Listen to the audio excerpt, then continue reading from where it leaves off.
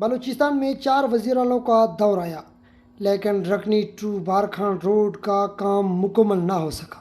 وزیر اعلیٰ بلوچستان میر جام کمال کے دور میں اس روڈ کو تعمیر کرنے کے لیے وفاق کی جانب سے تقریباً 2 ارب روپے کا فنڈ منظور ہوا، جو تقریباً 3 سے 4 ماہ تک ٹھیکیدار نے اس روڈ پر کام کیا۔ اس کے بعد ٹھیکیدار منظر سے غائب ہو گیا۔ اس کے بعد دور آیا وزیر اعلیٰ بلوچستان میر عبدالقدوس بزنجو کا۔ اس دور بھی ٹھیکیدار نے تقریباً 3 سے 2 ماہ کے اندر کام کر کے پھر منظر سے غائب ہو گیا۔ 5 سال مکمل ہونے کے بعد پھر نگران حکومت کا دور ہے، جس میں وزیر اعلیٰ بلوچستان میر علی مردان ڈومکی کا دور آیا۔ اس کے بعد بھی ٹھیکیدار نے تقریباً 1 ماہ تک کام کیا۔ اس کے بعد ٹھیکیدار منظر سے غائب ہو گیا۔ اس کے بعد دور آیا وزیر اعلیٰ بلوچستان میر سرفراز بگٹی کا، لیکن 7 سال مکمل ہونے کے بعد اس روڈ کا کام تاحال مکمل نہیں ہوا۔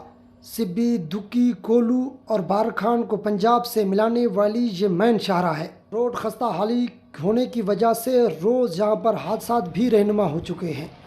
مقامی لوگوں کا اور ٹرانسپورٹ حضرات کا وزیر اعلیٰ بلوچستان میر سرفراز بگٹی سے اس روڈ کو جلد تعمیر کرنے کا مطالبہ کیا ہے۔ کیمرہ ٹیم کے ہمراہ شیر احمد کھیتران، وائس نیوز، بارکھان۔